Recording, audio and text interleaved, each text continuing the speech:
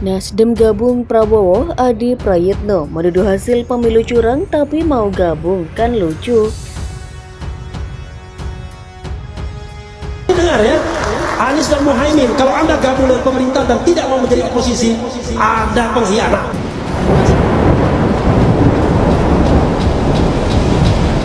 Belum sampai 24 jam, Refli Harun berbicara. Cak Imin sudah menerima Prabowo dan mengeluarkan statement. PKB Gerindra ingin kerjasama lebih produktif.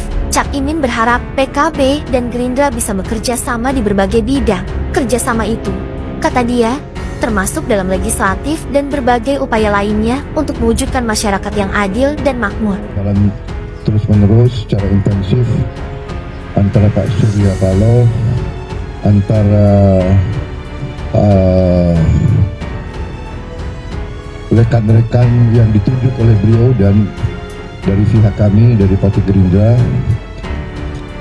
pertemuan dan komunikasi yang intens dan yang cukup produktif hingga hari ini. Tadi terjadi suatu bisa dikatakan pertemuan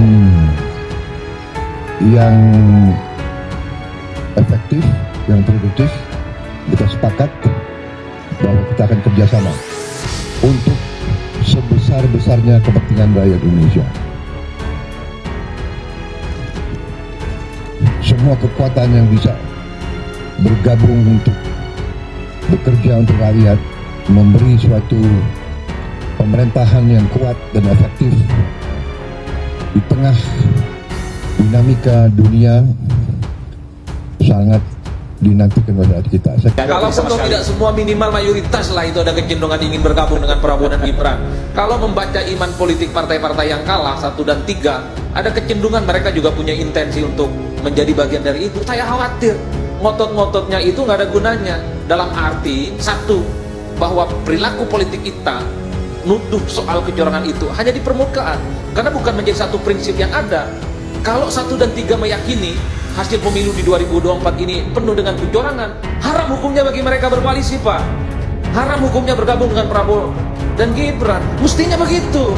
Problemnya adalah ketika ada tawaran untuk menjadi bagian dari koalisi Prabowo dan Gibran, iman politik mereka goyang-goyang, coba bayangkan.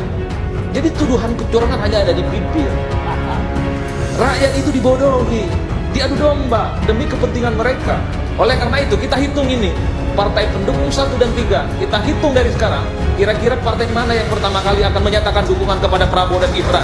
Nah, berangkat dari sinilah kenapa saya katakan Nasdem hari ini menyatakan, kembali menegaskan, bukan hanya yang pertama, mendukung pemerintahan baru di bawah kepemimpinan Bapak Prabowo Subianto dan Mas Gibran.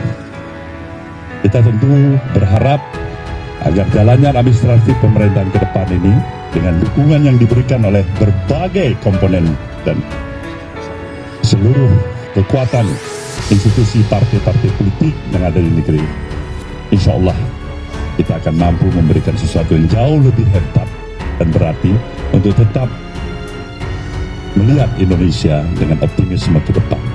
Bung Adi, kalau saya Mas Aiman, aku yakin kalau saya memang sejak awal tidak setuju dengan 1 dan 2, apapun yang ditawarkan, berapapun menteri yang ditawarkan, konsesi apapun yang ditawarkan, saya tolak. Karena ini adalah produk politik yang haram. Problemnya nggak begitu perilaku politik kita. Ini kan aneh jadinya secara umum. Itu satu ya. Perlu susah-susah. Nasdem itu sudah mau berkoalisi. Nah itu dia maksud saya. Partai-partai pengusung Anies, partai-partai pengusung Ganjar secara perlahan sudah menyusun batu bata di mana mereka sudah bisa menjangkau dan bergabung dengan Prabowo. Adi Prayitno, Direktur Eksekutif Parameter Politik Indonesia, mengatakan jika Prabowo Subianto merangkul lawan diartikan Pilpres telah usai, maka tidak masalah.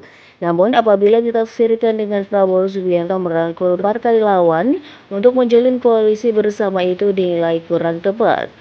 Dikutip Ayu Jakarta.com dari YouTube TV One News, Adi Prayitno menyebut bahwa haram hukumnya jika partai 1 dan 3 gabung ke Prabowo Subianto.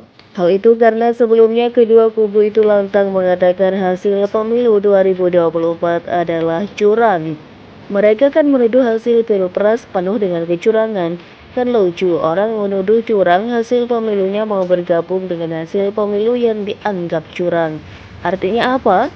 Kalau memang partai 1 dan 3 mengatakan hasil pilpres kali ini curang, untuk apa hasil pemilu yang curang? Tuturnya. Ia menilai tuduhan maupun narasi curang selama ini hanyalah sebatas lip service, karena ketika KPU dan MK telah memutuskan hasil pemilu, maka partai-partai yang selama ini mengatakan curang akan bergabung. Adi menilai selama ini yang memprovokasi rakyat adalah para elit yang telah memberikan contoh tidak baik. Seperti diketahui, Surya Paloh, Ketua Umum Partai Nasdem, telah menyatakan bahwa pihaknya akan bersama dengan pemerintahan demi membangun Indonesia agar lebih maju. Surya Paloh menyampaikan hal tersebut usai bertemu dengan Presiden terpilih Prabowo Subianto di kediamannya. Paloh mengaku telah berpikir panjang sebelum memutuskan untuk tetap gabung ke pemerintahan.